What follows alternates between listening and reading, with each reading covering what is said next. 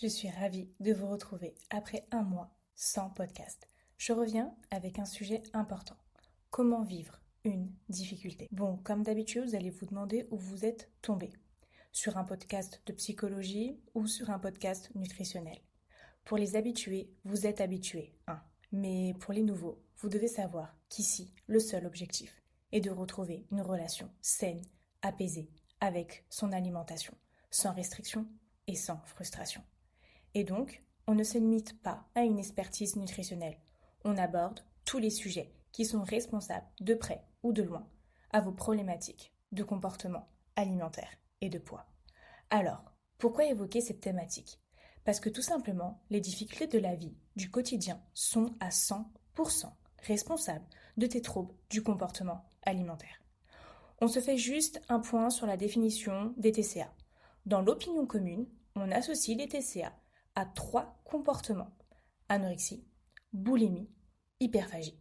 Voici la définition d'un trouble du comportement alimentaire en psychonutrition. Si l'alimentation monopolise ton esprit, tu es touché par les troubles du comportement alimentaire. Donc, on inclut les personnes qui calculent les calories, même sans avoir de problématique de poids. Les personnes qui réfléchissent et établissent des stratégies alimentaires. Les personnes qui ont recours à un besoin d'apaisement avec l'alimentation. Avant que je commence à développer la thématique du jour, tu vas réfléchir à cette question.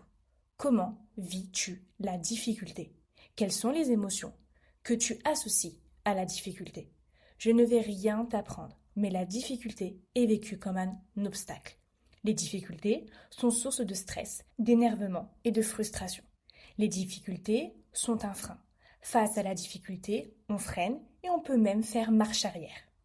Bon, vous savez, j'aime trop les métaphores. Considérez la difficulté comme une voiture.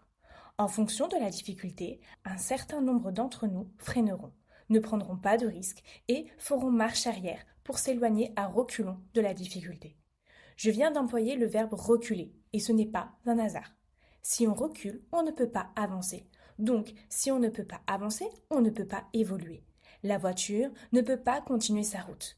Un certain nombre d'entre nous vont foncer la tête baissée sans évaluer les risques. En gros, tu roules, tu vois un mur et tu fonces dedans. La voiture est accidentée. Et là, dans ce contexte, ce n'est pas la voiture qui est détruite, mais ta vie. Une difficulté peut conduire à détruire une vie. La voiture n'avance plus, elle est détruite. Elle ne fait ni marche arrière, ni marche avant.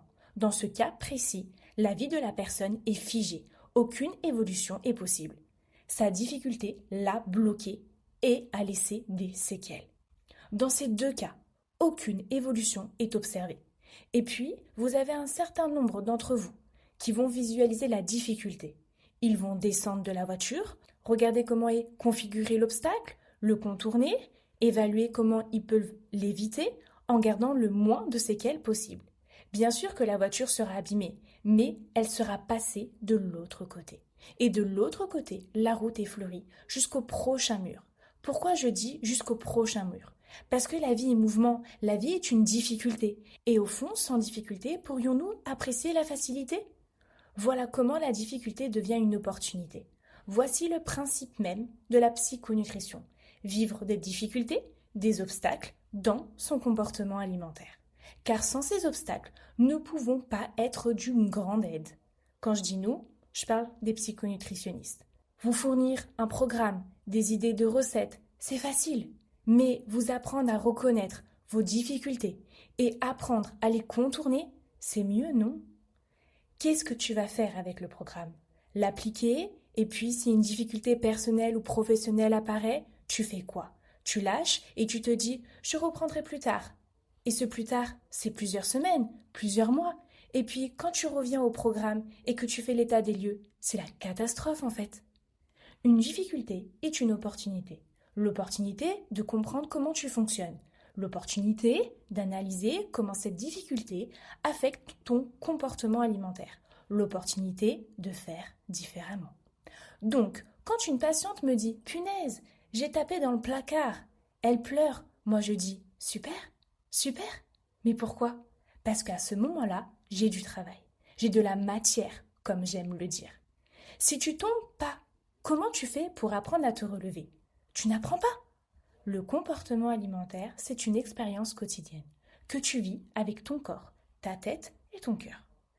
Donc, ton rapport avec l'alimentation a un lot de positivité, un lot de négativité et un lot de détresse.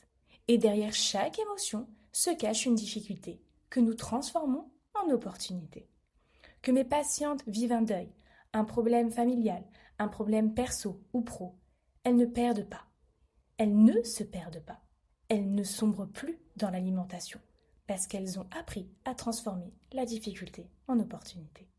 Bref, tu te doutes bien que ce sujet fait l'objet d'un module complet dans l'accompagnement. Moi, c'est Floriane. J'associe hormonologie, psychologie et nutrition. Et je te dis à très vite.